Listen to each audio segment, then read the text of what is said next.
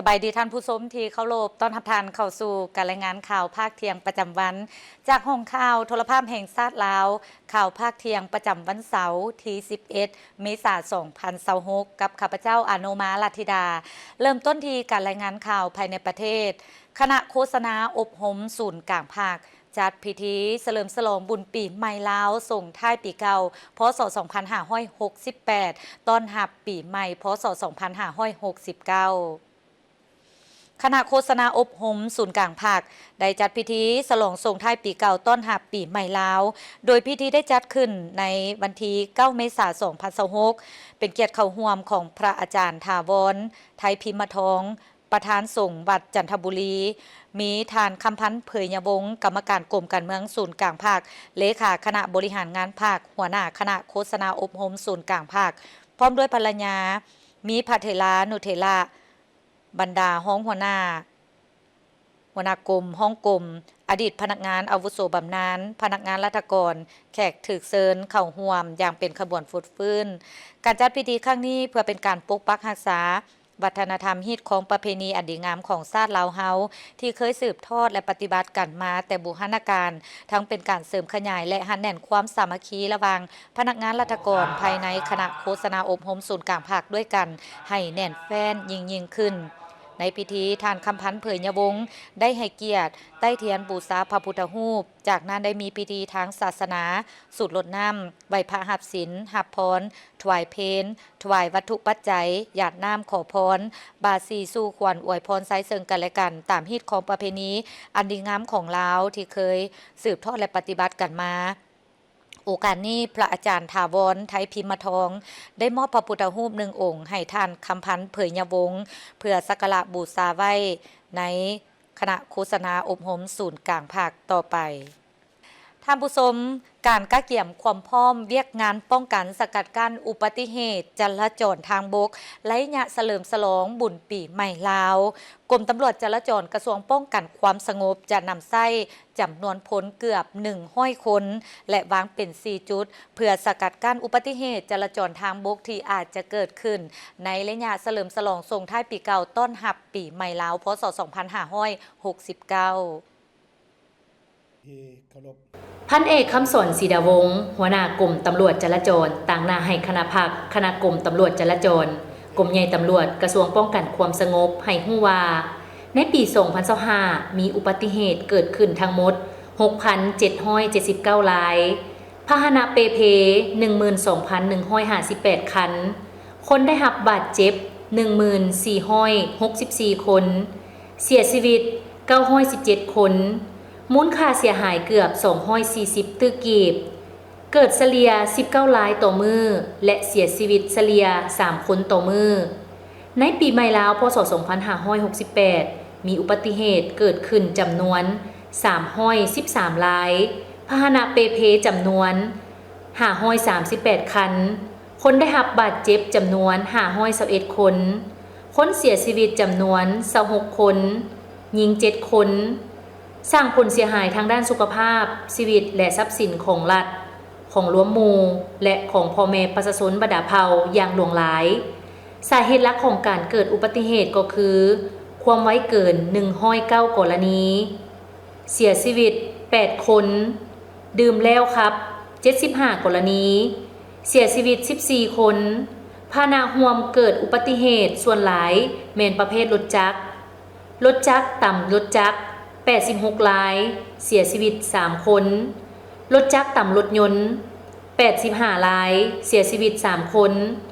รถจักรล้มเอง14 รายเสียชีวิต5 คน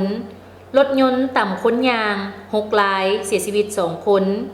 เขตที่มักเกิดอุบัติเหตุหลายแม่นเทศบาลเมือง108 รายเสียชีวิต6 คนนอกเทศบาล205 รายเสียชีวิต20 คนระยะเวลาที่มาเกิดอุบัติเหตุแม่นเวลา 18 โมงหาเวลา 23 โมงฉะนั้นเพื่อเฮ็ดให้การเฉลิมฉลองส่งท้ายปีเก่าต้อนรับปีใหม่ลาวพศ2569มีความสงบมีความปลอดภัยมีบรรยากาศเบิกบานม่วนซื่นและปราศจากผลเสียหายทางด้านสุขภาพชีวิตและทรัพย์สินที่เกิดจากอุบัติเหตุจราจรทางบกผู้ขับขี่รถจักรและผู้ส่วนท้าย ต้องใส่หมวกกันกระทบขับขี่รถใหญ่ทั้งผู้ขับทั้งผู้โดยสารต้องใส่สายหัดนิรภัยเพื่อให้ประกันในเวลาการเกิดอุบัติเหตุก่อนจะนำใช้พาหนะต้องมีการกวดกาเช็คเกี่ยวกับสภาพเทคนิคของรถที่ท่านจะนำใช้เดินทางนั้นเป็นต้นระบบไฟปัดน้ำฝนระบบเบรกหรือว่าห้ามล้อยางล้อรับประกันหรือบ่นอกจากนั้นก็เป็นการหุ้มห่อวัตถุสิ่งของต่างๆให้มัดให้มันแน่นเพื่อรับประกันบ่ให้มันตกเหี่ยใส่รถที่ร่วมทางในการสัญจรนั้นสำหรับการสัญจรอยู่เส้นทางด่วนความไวสูงสุดมันบ่ให้เกิน120กิโลเมตรต่อชั่วโมงความไวต่ำสุด80กิโลเมตรต่อชั่วโมงในกรณีที่ว่าพาหนะPPหรือว่าต้องได้หยุดจอดต้องมีเครื่องหมายมีป้ายเพื่อเตือนจะเอาไว้ทางหลังของรถระยะ20เมตรเปิดระยะ200เมตร100เมตรเพื่อให้ประกันให้รถคันอื่นนั้นเห็นและก็หลีกได้อย่างมีความปลอดภัยพร้อมนั้นในเวลาขับขี่พาหนะห้ามนำใช้โทรศัพท์อย่างเด็ดขาดห้ามดื่มสิ่งมึนเมาห้ามขับขี่รถอย่างเด็ดขาดถ้าหากกวดพบเห็นเจ้าหน้าที่ตำรวจจราจรจะกักผู้ขับขี่ไว้ให้ส่วงเมาแล้วจึงอนุญาตให้ไปหรือให้ญาติพี่น้องหมู่คู่มาหับเอาเพื่อความปลอดภัยห้ามขับขี่พาหนะไว้เกินกฎหมายกำหนดสำหรับรถขนส่งโดยสารห้ามแล่นไว้เกิน70กิโลเมตรต่อชั่วโมงตามเส้นทางหลวงเฉพาะอยู่เขตนอกเมืองห้ามผู้ขับขี่นำใช้พาหนะที่มีการดัดแปลงสภาพเทคนิคห้ามขับขี่ยานพาหนะเป็นพึงเป็นแพกีดขวางการสัญจรและทรงสิงกันตามเส้นทางอย่างเด็ดขาดห้ามผู้โดยสารนั่งขอบกระบะรถหรือนั่งฝาท้ายรถในเวลารถกำลังสัญจรอย่างเด็ดขาดห้ามนำใช้รถขนส่งโดยสารบรรทุกสินค้าและบรรทุกผู้โดยสารเกินกำหนดและทรงสิงเอาผู้โดยสารอย่างเด็ดขาดห้ามผู้ปกครองปะปล่อยให้เด็กน้อยที่มีอายุบ่ถึงเกษียณขับขี่พาหนะอย่างเด็ดขาดห้ามจอดรถในเส้นทางด่วนอย่างเด็ดขาดยกเว้นกรณีพาหนะเปเพต้องมีป้ายเครื่องหมายเตือนให้ผู้ขับขี่ร่วมสัญจรได้แนมเห็นและหลีกอย่างปลอดภัย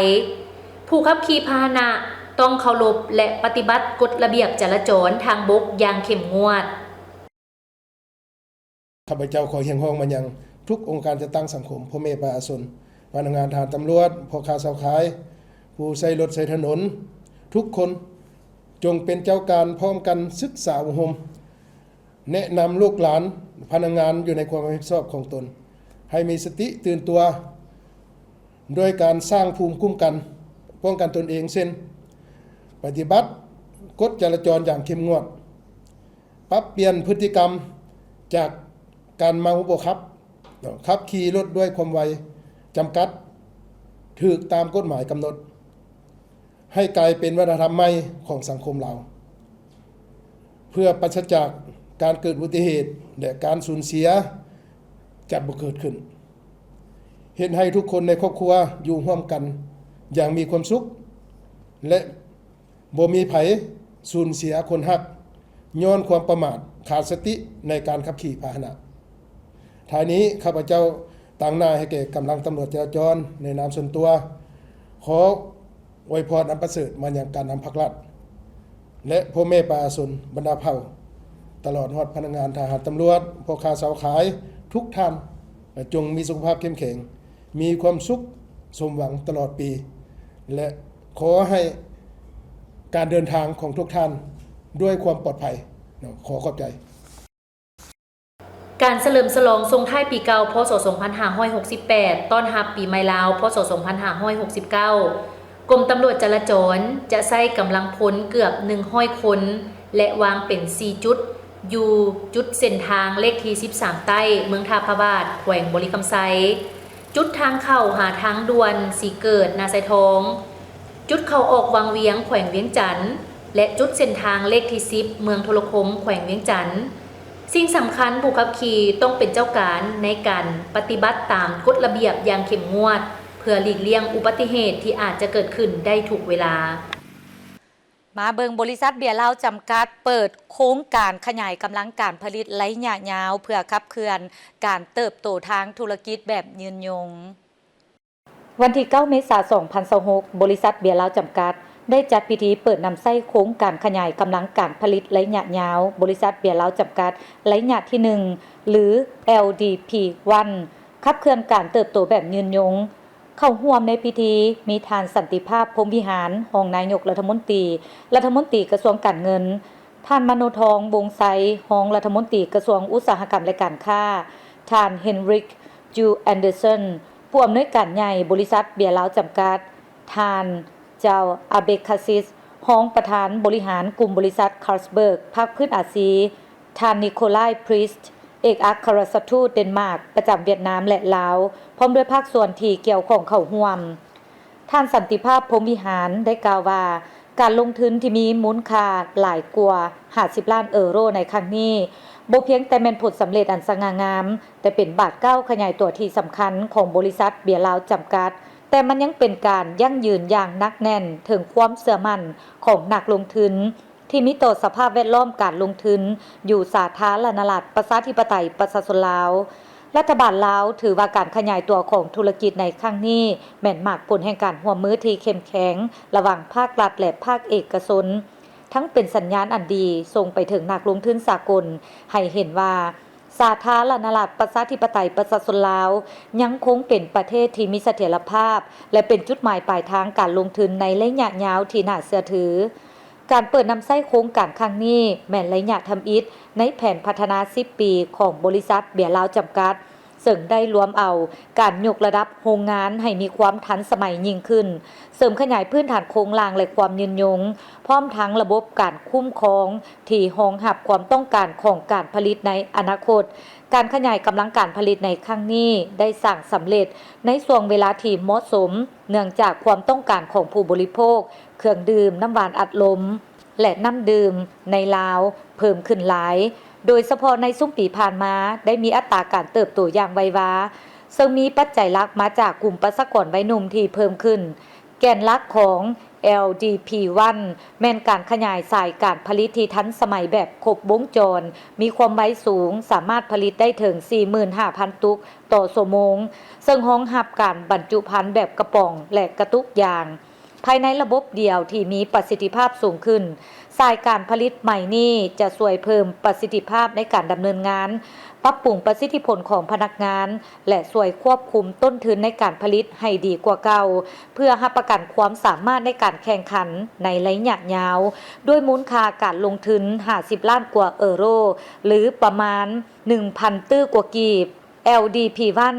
ถือเป็นการประกอบส่วนอันสำคัญเข้าในการพัฒนาเศรษฐกิจของสาธารณรัฐประชาธิปไตยประชาชนลาวซึ่งรวมมีสร้างโอกาสในการจ้างงานที่เพิ่มขึ้นส่งเสริมความเข้มแข็งให้แก่แขนงการผลิตภายในประเทศเพิ่มขีดความสามารถในการปรับตัวของระบบตองโซ่การสนองสินค้าและเพิ่มการมอบพันธภาษีอากรระยะยาวให้แก่รัฐบาลThe wastewater treatment plant โครงการนี้บ่เพียงแต่เป็นการผลิตที่ได้หลายขึ้นเท่านั้นเป็นการยั่งยืนถึงบทบาทของบริษัทในการสร้างความสามารถในการปรับตัวด้านเศรษฐกิจและยกระดับความสามารถทางด้านอุตสาหกรรมของสาธารณรัฐประชาธิปไตยประชาชนลาวซึ่งสอดคล้องกับแผนพัฒนาเศรษฐกิจแห่งชาติของภาคและรัฐบาลได้วางออกอยู่ในโลกของพวกเขาที่ระบบตองโซ่การสนองสินค้ามีความอ่อนไหวและต้นทุนที่มีการเปลี่ยนแปลงจนคาดคะเนได้ยากประเทศที่จะก้าวขึ้นมาเป็นผู้ชนะแม่นประเทศที่สามารถสร้างฐานการผลิตภายในที่มีประสิทธิภาพสูงสุด LDP1 คือความมุ่งมั่นของพวกเขาที่มีต่ออนาคตเพื่อสร้างพื้นฐานโครงล่างด้านอุตสาหกรรมของลาวให้มีความเข้มแข็งยกระดับขีดความสามารถด้านการผลิตภายในและเห็นให้การเติบโตที่บ่ต้องขึ้นกับความเปลี่ยนแปลงจากปัจจัยภายนอกสาธารณรัฐประชาธิปไตยประชาชนลาวพร้อมก้าวเข้าสู่ระยะใหม่ของการเติบโตพวกเขาเห็นว่าความต้องการของตลาดมีการขยายตัวอย่างว่องไวในแบบที่บ่เคยมีมาก่อนซึ่งมีปัจจัยหลักมาจากกลุ่มประชากรวัยหนุ่มที่มีสีสันและพฤติกรรมการบริโภคที่มีการเปลี่ยนแปลงสำหรับพวกเขาแล้ว การลอดท่าบ่แม่นทางเลือก ถ้าหากว่าเชื่อมั่นในท่าแฮงของตลาด ก็ต้องกล้าที่จะลงทุนเพื่อรองรับการเติบโตที่จะมาถึง But also for our soft drinks with Pepsi, our drinking water, Tigerhead. โครงการนี้สะท้อนให้เห็นถึงความมุ่งมั่นของบริษัทเบียร์ลาวจำกัดต่อกับการเติบโตของธุรกิจอย่างมีความรับผิดชอบและสอดคล้องกับบุริมสิทธิ์การพัฒนาของชาตินอกจากนี้บริษัทเบียร์ลาวจำกัดยังได้รับการยั่งยืนมาตรฐานระดับสากลในหลายด้านเป็นต้นแมน ISO 9001 2015 มาตรฐานสากลด้านคุณภาพสินค้า ISO 22000 2018 มาตรฐานสากลด้านความปลอดภัยของอาหาร ISO 14001 2015 มาตรฐานสากลด้านการคุ้มครองสิ่งแวดล้อมและ ISO 45001 2018 มาตรฐานสากลด้านการคุ้มครองความปลอดภัยของสถานที่เฮ็ดเวียกทั้งหมดนี้แม่นเพื่อรับประกันในการผลิตสินค้าที่มีคุณภาพที่ดีเลิศได้อย่างสม่ำเสมอพร้อมกันนั้นบริษัทเบียร์ลาวจำกัดยังเป็นบริษัททำอีที่ได้รับและนำใช้ระบบบาร์โค้ดลาวภายใต้ระบบ GZ1 เพื่อยกสูงความสามารถในการตรวจสอบแหล่งที่มาของสินค้าความโปร่งใสของระบบตรงโซ่การสนองสินค้าและความพร้อมในการส่งออกเพื่อให้สอดคล้องกับมาตรฐานการผลิตและการค้าของโลกสถาบันวิทยาศาสตร์เศรษฐกิจและสังคมแห่งชาติจัดเผยแพร่เสื่อมซึมเอกสารมติกองประชุมใหญ่ผู้แทนทั่วประเทศครั้งที่12ของภาคและสรุปเวียกงานก่อสร้างภาคประจำปี 2025ผ่านที่ทางแผนการประจำปี 2026โดยกองประชุมดังกล่าวจัดขึ้นในวันที่10 เมษายน 2026ในเมื่อวานนี้สหายลีเบอร์ลีบัวเปากรรมการส่วนกลางภาคเลขาคณะภาคประธานสถาบันวิทยาศาสตร์เศรษฐกิจและสังคมแห่งชาติได้เผยแพร่เนื้อในสำคัญโครงการการเมืองและรายงานการเมืองกองประชุมใหญ่ผู้แทนทั่วประเทศครั้งที่12ของภาคและได้เรียกร้องให้บรรดาสหายคณะภาคสมาชิกภาคจงพร้อมกันยกสูงความรับผิดชอบการเมืองเอาใจใส่ค้นคว้าเสื่อมซึมและจะตั้งผันขยายมติกองประชุมใหญ่สมาชิกทั่วประเทศสมาชิกภาคทั่วประเทศครั้งที่12ของภาคประชาชนปฏิบัติลาวเข้าสู่เวียกงานตัวจริงให้เป็นรูปธรรม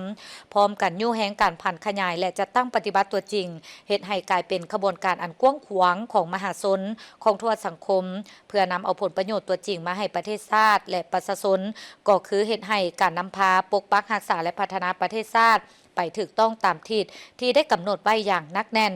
โดยได้เน้นบางปัญหาที่สำคัญที่เป็นเวียกจุดสุมในต่อหน้าเป็นต้นแม่นสมใส่เวียกงานศึกษาอบรมการเมืองนำพาแนวคิดให้ทันแถวสมาชิกพรรคพนักงานอยู่ในความรับผิดชอบของตนทั้งอยู่ศูนย์กลางและท้องถิ่นให้เสริมซึมกับแน่นแนวทางนโยบายมติต่างๆของพรรคอย่างเลิกซึ่งเอาใจใส่เวียกงานก่อสร้างพรรคให้มีความเข้มแข็งโดยสุ่มใส่การสร้างหน่วยพรรคปลอดใส่เข้มแข็งนักแน่นบนพื้นฐานการสร้างพรรคใน4ด้านให้มีคุณภาพสูงขึ้นตามลำดับสืบต่อเวียกงานก่อสร้างรากฐานการเมืองตามทิศ3สร้างเพิ่มทวีการพัวพันร่วมมือกับต่างประเทศโดยเฉพาะแม่นบรรดาประเทศเพื่อนมิตรยุทธศาสตร์คือสาธารณรัฐสังคมนิยมเวียดนามและสาธารณรัฐประชาชนจีนให้ก้าวสู่หลวงเลิกพร้อมนั้นยังได้รับฟังการเผยแพร่มติกองประชุมใหญ่สมาชิกภาคครั้งที่2ขององค์คณะภาคแผนพัฒนา5 ปีครั้งที่2ของสถาบันวิทยาศาสตร์เศรษฐกิจและสังคมแห่งชาติผ่านบทสรุปตีราคาการจัดตั้งปฏิบัติแผนการก่อสร้างภาคประจำปี 2025และทิศทางปี 2026ของคณะภาคและผ่านมติตกลงหับห้องหน่วยผักปลอดใส่เข้มแข็งนักแน่นประจำปี 2025มอบไปยั่งยืนหน่วยผักปลอดใส่เข้มแข็งนักแน่นประจำปี 2025ให้11หน่วยผักและเปิดขบวนการหน่วยผักปลอดใส่เข้มแข็งนักแน่นประจำปี 2026ตื่นอีกหมดเวลาสำหรับการรายงานข่าวภาคเที่ยงประจำวันขอบใจทุกท่านที่ให้เกียรติติดตามรับชมข้าพเจ้าอาโนมาลัทธิดาพร้อมด้วยทีมข่าวลาท่านผู้ชมไปด้วยเวลาเพียงเท่านี้สบายดี